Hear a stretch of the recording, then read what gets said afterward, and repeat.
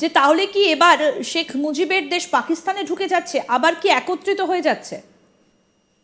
এইটা আমি তো আপনাদের সাথে এই গত কয়েকদিন ধরে আসছি, প্রত্যেক দিনে একই কথা বলতেছি।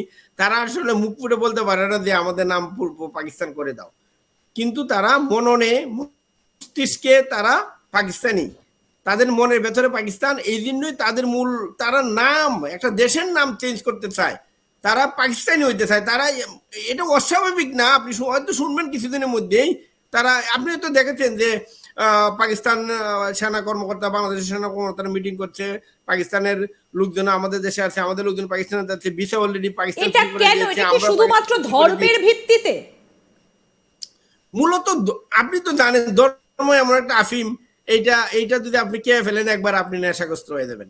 তো এই নেশায় কিন্তু বাংলাদেশের মানুষ এখন একদম পাগল প্রায়। আপনি জানেন এই 1971 সালে পাকিস্তানিরা যখন আমাদের দেশে আক্রমণ করলো, তখন তারা কিন্তু প্রথমেই কিন্তু তারা তারা তারা বলছে যে এটা ইন্ডিয়া নিয়ে যাবে, তো তো হিন্দু আছে হিন্দু মারো। আপনি জানেন কি পরিমাণ তখন থেকে শুরু, এই এই যে হিন্দু মারা পাকিস্তানিরা শুরু করেছিল, এখনো কিন্তু এটা অব্যাহত আছে। এবং এখন বর্তমানে বর্তমানে যারা সরকারে আছে, তাদের মূল কনসেপ্ট হলো হিন্দু যে 1-2 কোটি আছে, যাই আছে, এদেরকে 7-8% আছে, এদেরকে বিদায় করে দাও। এবং কারণ হচ্ছে এই 7-8% যে হিন্দু আছে, তারা মূলত প্রগতিশীল, তারা ধর্মনিরপেক্ষতায় বিশ্বাসী, তারা মূলত বাংলাদেশ আওয়ামী লীগের সাপোর্ট করে by default, because Bangladesh Awami League যেহেতু ধর্মনিরপেক্ষ রাজনৈতিক দল, হিন্দুরা, বৌদ্ধরা, খ্রিস্টানরা অটোমেটিক্যালি বাংলাদেশ আওয়ামী লীগ সাপোর্ট করে। তো এখন বর্তমান যে গভর্নমেন্ট আছে, তারা বিএনপি সহযোগিতায়, মূলত বিএনপি এটা, কারণ বিএনপিকে কোনোদিন এই হিন্দু বৌদ্ধ খ্রিস্টান তারা কোনোদিন ভোট দিবে না। তো এই ভোটগুলো যদি চলে যায়, এই ভোটগুলো যদি ইন্ডিয়া চলে যায়, তাদের তো লাভ। ধরেন একটা এলাকায় ভোট আছে, আমার যে এলাকা মনে করেন, আমার যে ডিস্ট্রিক্ট, হবিগঞ্জ ডিস্ট্রিক্ট, এইখানে ওয়ান অ্যাভারেজ 20% হিন্দু আছে। তো এই 20% যদি না থাকে, তাহলে তো এই ভোটগুলা কমে গেল, স্বাভাবিকভাবে ওই বিএনপির দিকে এলাকায় তখন সবটাই চলে বিএনপির গেল। লাভ। হ্যাঁ, তো মূলত বাংলাদেশে ভোটের যে রাজনীতি, ভোটের রাজনীতিতে হিন্দু একটা ডিস্টারবেন্স, মানে তাদের জন্য। কারণ ঠিক। প্রত্যেকটা এলাকায় 7-8-10% হিন্দু ভোট আছে। তো এই ভোটগুলো কিন্তু একটা উইনিং ফ্যাক্টর। কারণ এই ভোটগুলো কোনোদিনই জামাতকে তো প্রশ্ন উঠে না, বিএনপিকে তো প্রশ্ন উঠে না। তো ঘুরে ফিরে এই ভোটগুলো আওয়ামী লীগের বাক্সে যায়। যেটা আওয়ামী লীগের বাক্সে যায়, এখন একমাত্র কায়দা কি, এই ভোটগুলো কিভাবে কমাইতে হবে। যদি বাংলাদেশে কোনো ফেয়ার ইলেকশন হয়, অটোমেটিক্যালি এই প্রত্যেকটা এলাকায় মিনিমাম মিনিমাম 10% হিন্দু ভোটার আছে, ম্যাক্সিমাম 25% পর্যন্ত হিন্দু ভোটার আছে। এই ভোটগুলো তো আওয়ামী লীগের বাক্সে যাবে বা যায়, কারণ আওয়ামী লীগ ধর্মনিরপেক্ষ দল, আওয়ামী লীগ ধর্মনিরপেক্ষতা কিন্তু বিশ্বাসী এই প্রগতিশীল মুহূর্তে দল, দাঁড়িয়ে দাদা একটু অটোমেটিক হিন্দু। জানতে চাইবো আপনার কাছে, যে এই মুহূর্তে দাঁড়িয়ে তাহলে বাংলাদেশের রাজনৈতিক চিত্রটা কি? একদিকে মোহাম্মদ ইউনূস, তিনি ক্ষমতালোভী, যেটা আপনি বললেন যে তিনি ক্ষমতা দখল করে রাখতে চাইছেন। অন্যদিকে বিএনপি ভোটে যেতে চাইছেন, কারণ তাদের এখন উল্টো দিকে আওয়ামী লীগ নেই, তারা ভোটে যেতে ক্ষমতা দখল করতে চাইছেন। এই দুয়ের লড়াইয়ে কি সাধারণ মানুষকে জাতাকলে পিষতে হচ্ছে?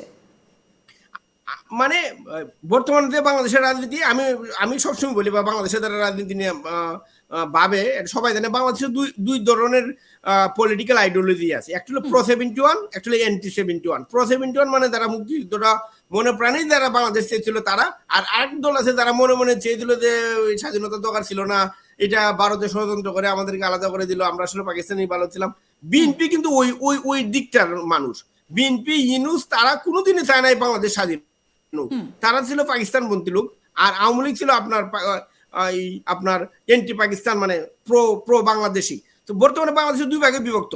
কিন্তু ইউনূস যেহেতু বাই ডিফল্ট ক্ষমতায় আছে, এখন কিন্তু বিএনপি চাচ্ছে যে ইলেকশন করতে। আর বিএনপি ইলেকশনে গেলে যদি প্রপার ইলেকশন হয়, এখনো আওয়ামী লীগ, মানে যে কোনো মুহূর্তে বাংলাদেশ আওয়ামী লীগ সবচেয়ে জনপ্রিয় দল।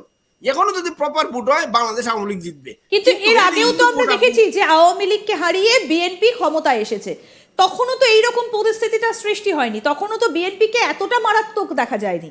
এখন এতটা মারাত্মক কেন? এখন মারাত্মক না, এখন মারাত্মক প্রথম কারণ হলো কি, বিএনপি তো হিসাব করে দেখছে যে বর্তমানে এই যে 3-4 মাসের যে অরাজকতা বাংলাদেশে হচ্ছে, এই অরাজকতার কারণে হিন্দু তো ধরেন বাদই দিলাম, সাধারণ বাংলাদেশের যে মানুষজন আছে, যারা শান্তিপ্রিয় বাংলাদেশি আছে, তারা তো বিএনপিকে বা বিএনপিকে ভোট দিবে না। আর বাংলাদেশের রাজনৈতিক দল মূলত দুইটাই, বিএনপি এবং আওয়ামী লীগ। আর বিএনপি কিন্তু মূলত ওই যে হিজবুতি বলেন, ইসলামিস্ট বলেন, মৌলানা বলেন, এদেরকে নিয়েই এদের দল।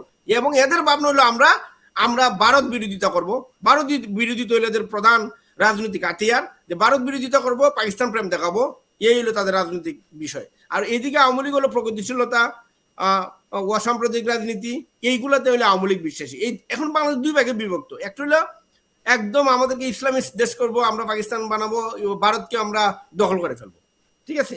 আর এদিকে এখন যেহেতু আমরা ইমিডিয়েটলি আমরা দল থেকে, আমরা দলে নাই, আমরা ক্ষমতায় নাই, ফলে বিএনপির কথা হলো যে এই যে হিন্দু ভোটার আছে যেগুলা ওয়ান এভারেজ ধরেন 10 to 25% সব জায়গাতে আছে, হ্যাঁ, মিনিমাম ধরেন 7-8% তো মিনিমাম আছে হিন্দু ভোটার। তো একটা ইলেকশনে আপনি যদি 8% ভোট বা 10% ভোট ফিক্সড হয়ে যায়, ফিক্সড ধরেন আপনি আওয়ামী লীগে পায় ভোটগুলা, তখন তো বিএনপির জন্য একটা বিগ প্রবলেম। তো এই জন্য বিএনপি চাচ্ছে যে হিন্দুরা বিদায় হয়ে যাক, দাদা এবং হিন্দুদেরকে বাংলাদেশ থেকে বিদায় করার জন্য সবকিছু। দুটো ঘটনা খুব সমসাময়িক না হলেও কিছুদিন আগে আপনার নিশ্চয়ই মনে থাকবে, যখন ভারতের প্রধানমন্ত্রী ছিলেন অটল বিহারী বাজপেয়ী, তিনি লাহোর পর্যন্ত বাস চালিয়েছিলেন, বাস যাত্রা শুরু করেছিলেন। ঠিক 11 দিনের মাথায় আমরা দেখেছিলাম যে কার্গিল যুদ্ধ। ঠিক এই রকম ভাবে বিদেশ সচিব পর্যায়ের যখন বৈঠক হলো, ঠিক তার পরের দিন দেখা গেল যে মিতালি এক্সপ্রেসকে ফিরিয়ে দেওয়া হলো, আর ঢুকতে দেওয়া হলো না। কোথাও কি একটা সাজুজ্য, একটা মিল দেখতে পাচ্ছেন? পুরোটাই কি এবারেরটাই? এইটা তো এইটা একদম ক্লিয়ার। আমি বলি আপনাকে একটা বিষয় আপনাকে ক্লিয়ার করে তাহলে বুঝতে পারেন বাংলাদেশের যে রাজনীতি প্রেক্ষাপট, বাংলাদেশের যে বাংলাদেশের মানুষজন একদম এই যে এই দেশ যখন স্বাধীন হয় আমাদের, তখন কিন্তু বেশ কিছু মানুষ কিন্তু দেশের স্বাধীনতা চায় নাই। রাজাকার, আলবদর, আলশামস, বিভিন্ন যুদ্ধপরাধী ছিল, এবং আমলি সরকার ক্ষমতায় এসে কিন্তু তাদেরকে ফাঁসিতে দুলাই দিল, যে যারা তখন যারা আমাদের সাথে যুদ্ধে আমাদের সাথে ছিল না, যারা তাদেরকে, হ্যাঁ। তো ফলে কিন্তু এদের ছেলে মেয়ে আছে যারা ফাঁসিতে তুললো বা আওয়ামী লীগ সরকার তাদেরকে বিচার করলো যুদ্ধাপরাধের দায়ে, এই একটা বিশাল চক্র, তাদেরই ষড়যন্ত্রের ফল কিন্তু আজকে শেখ হাসিনাকে তারা ষড়যন্ত্র করে দেশ থেকে বের করে দিল। এই যে এই বিষয়টা কিন্তু একদিনে হয় না। এটা 71-এ বেশ কিছু মানুষই কিন্তু দেশের স্বাধীনতা চায় নাই, তারাই আজকে বাড়তে এই জায়গাতে আসছে, এবং বর্তমানে এরাই কিন্তু দেশের মূল চালিকা শক্তি। এবং এই লোকগুলোই কিন্তু আপনার ইউনূসকে ক্ষমতায় বসালো, আর মূলত এটার পিছনে হলো বিএনপি।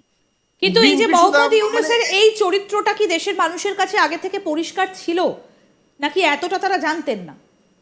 না, ইউনূস সম্পর্কে সবাই জানতো যে উনি ব্যবসায়ী মানুষ, একটু সবাই জানতো। কিন্তু বর্তমানে যে বিষয়টা হলো যে সবার কাছে একটা জিনিস ক্লিয়ার, যে ইউনূস তো আসলে নামমাত্র একটা পুতুল, is a doll, nothing else. মূলত তাকে ঘিরে আছে হলে বিএনপি। কারণ রুট লেভেলে তো ইউনূসের কোনো নাই, কি বলে, ইউনূসের তো কোনো দল নাই, ইউনূসের কোনো সমর্থক নাই। ইভেন যারা সমন্বয়ক যারা আছে